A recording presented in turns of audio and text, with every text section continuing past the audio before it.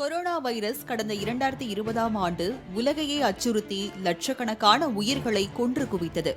இந்த நிலையில் கொரோனாவில் இருந்து மீண்டாலும் ஏராளமானோர் கொரோனாவிற்கு பிந்தைய நோய் தொற்று அறிகுறிகளால் பாதிக்கப்பட்டு வருகின்றனர்.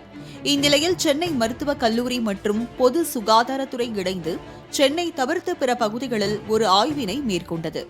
இதில் குறிப்பாக 2020 மார்ச் முதல் 2022 ஜூலை வரையிலான காலகட்டத்தில் கொரோனாவால் பாதிக்கப்பட்டவர்களில் 1220 பேர்களின் மாதிரிகள் சேகரிக்கப்பட்டு ஆய்வு நடத்தப்பட்டது. ஆய்வின் முடிவில் கொரோனா தொற்றால் பாதிக்கப்பட்டு மீண்டவர்களில் 5.6% பேர் இறந்துள்ளதாக தெரியவந்துள்ளது. குறிப்பாக கொரோனா வந்த பிறகு எத்தனை நாட்களுக்கு அவர்களுக்கு அறிகுறிகள் இருந்தன, என்ன மாதிரியான அறிகுறிகள் இருந்தன, கொரோனா வந்த பிறகு எத்தனை நாட்களில் உயிரிழந்துள்ளனர் என்பது தொடர்பாக ஆய்வு மேற்கொள்ளப்பட்டது. குறிப்பாக தமிழகத்தில் 20% பேர் கொரோனாவிற்கு பிந்தைய நோய் அறிகுறிகளுடன் பாதிக்கப்பட்டது கண்டறியப்பட்டதாக பொது சுகாதாரம் மற்றும் நோய் தடுப்புத்துறை இயக்குநர் செல்வ விநாயகம் தெரிவிக்கிறார். ஆல்மோஸ்ட் ஒரு 1/5 சொல்லுவோம், 20% இதனால் பாதிப்படைஞ்சவங்களுக்கு அந்த போஸ்ட் கோவிட் சிம்டம்ஸ் அப்படிங்கிறது இருக்குது. இந்த போஸ்ட் கோவிட் சிம்டம்ஸ் வந்து ஒரு 50லேருந்து 60 டைப்ஸ் இருக்குது. நம்ம அவ்வளோலாம் ஒரி பண்ண வேண்டாம். வழக்கமாக எல்லாருக்கும் என்ன இருக்குன்னா இந்த ஒரு டயர்ட்னஸ், பெட்டிக்கு, பாடி பெயின்ஸு, ஸோ இந்த மாதிரி ஒரு காமன் சிம்டம்ஸ் தான். அந்த லாஸ் ஆஃப் அப்பிடைட் இதெல்லாம் தான் இருக்குது. பட் இது நம்ம ஒரிப்படக்கூடிய அளவுக்கு இல்லை. கொரோனாவிற்கு பிந்தைய அறிகுறிகள் 50 முதல் 60 வகைப்படுத்தப்படுகிறது.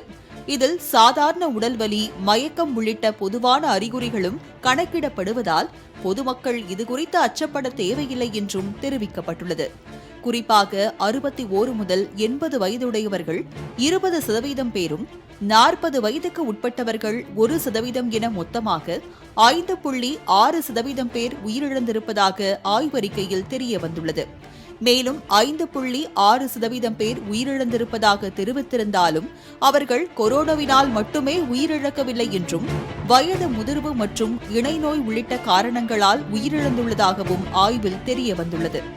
யாருக்கெல்லாம் இந்த அறிகுறிகள் அதிகமாக இருக்கிறது என்று ஆய்வு செய்ததில் அதிகப்படியான இடைநோய் இருந்தவர்கள், கொரோனா பாதிக்கப்பட்ட போது நுரையீரல் தொற்றால் அதிகம் பாதிக்கப்பட்டவர்கள், வயதானவர்களுக்கு கொரோனாவிற்கு பிந்தைய பாதிப்புகள் அதிகமாக இருப்பதாகவும் பொது சுகாதாரத்துறை இயக்குநர் தெரிவித்துள்ளார். சில டைமில் என்ன சொல்லிட்டு இருந்தாங்க, இது எல்லாமே வந்து குழந்தைங்களில் நிறைய பாதிப்பு வருதுன்னு சொல்லிட்டு. இப்போ இந்த ஸ்டடி பிரகாரம் குழந்தைங்களில் பாதிப்பு இல்லை. இப்போ இருக்க எல்லா பாதிப்பும் வந்து வயதானவர்களுக்கும் அந்த கோமார்பிட் உள்ளவங்களுக்கு தான் பாதிப்பு இருக்குது. அதுக்கப்புறம் அந்த பீரியடில் லங் இன்வால்மெண்ட் ஆகி ஹாஸ்பிட்டலில் அட்மிட் ஆனவங்களுக்கு இந்த போஸ்ட் கோவிட் சிம்டம்ஸ் கொஞ்சம் தொடர்ந்து இருக்குது. கொரோனாவுக்கு பிந்தைய பாதிப்பு குழந்தைகளை அதிகம் தாக்குவதாக வதந்தி பரவிய நிலையில் குழந்தைகளுக்கு இது போன்ற பாதிப்புகள் எதுவும் இல்லை என்றும், வயதானவர்களுக்கும் இணை நோய் இருந்தவர்களுக்குத்தான் அதிகப்படியான பாதிப்புகள் இருப்பதாக ஆய்வறிக்கை தெரிவித்துள்ளது. தடுப்பூசி செலுத்திக் கொண்டதால் தான் கொரோனாவிற்கு பிந்தைய நோய் பாதிக்கப்படுவதாக பொதுமக்கள் மத்தியில் அச்சம் இருந்து வந்த நிலையில் அது உண்மையானது இல்லை என்றும், தடுப்பூசி செலுத்திக் கொண்டதற்கும் தொடர்ந்து பாதிப்பு ஏற்படுவதற்கும் எந்த சம்பந்தமும் இல்லை என்றும் ஆய்வு முடிவில் தெரியவந்துள்ளது. மேலும் தமிழ்நாட்டில் 80% மக்களுக்கு தடுப்பூசி செலுத்திக் கொண்டதால் நோய் எதிர்ப்பு சக்தி அதிகரித்துள்ளதாக சுகாதாரத்துறை தெரிவித்துள்ளது. கொரோனாவிற்கு முன்பும் பின்பும் பாதிக்கப்பட்டவர்கள் இணை நோயை அதிகரிக்காமல் பார்த்துக் கொண்டாலே உயிரிழப்பில் இருந்து தற்காத்துக் கொள்ளலாம் என்று மருத்துவர்கள் தெரிவிக்கின்றனர். மாலை முரசு செய்திகளுக்காக ஒலிப்பதிவாளர் பிருத்திவி மற்றும் சரவணனுடன் செய்தியாளர் செலினா.